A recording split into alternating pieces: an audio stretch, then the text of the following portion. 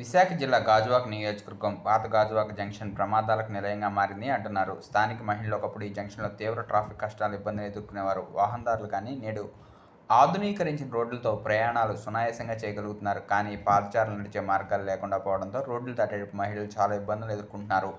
మరిన్ని విషయాలు స్థానిక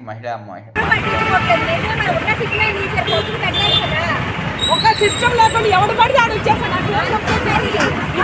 కాబట్టి మామూలు ఆడవాళ్ళు కానీ చిన్నపిల్లలు కానీ ముసలి కానీ చాలా కష్టంగా ఉంది. అధికారులు అందరికీ ఎప్పుడు మాట్లాడాలంటే ఇంతకుముందు సిగ్నల్స్ ఎలాగ ఉండేవో అలా సిగ్నల్స్ పెట్టమని కోరుకుంటున్నాము.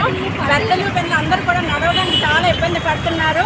ఒక్కొక్కసారి అంటే కానిస్టేబుల్స్ ఉంటున్నారు కానీ ఉంటున్నా కూడా భయం వేస్తున్నది. ఎటు వెళ్ళాలన్నా ఆటోలు కానీ బస్సులు కానీ ఒకటంతా వచ్చేస్తున్నాయి. మేము రోడ్లు కాదని చాలా ఇబ్బంది పడుతున్నామండి. దయచేసి ఈ రోడ్డు మార్గానికి ఏదో ఒక ఏర్పాటు చేయండి. మాలంటూ నడవడానికి ఒక సిగ్నల్ అంటే ఏర్పాటు చేయండి కోరుతున్నాం. అప్పుడు పక్క ఇల్లుకి వెళ్ళేటప్పుడు దారి చూసుకుంటాడు బస్సు. అలా చెప్తే పెద్ద ట్రాఫిక్ లో కనీసం సిగ్నల్స్ లేవు.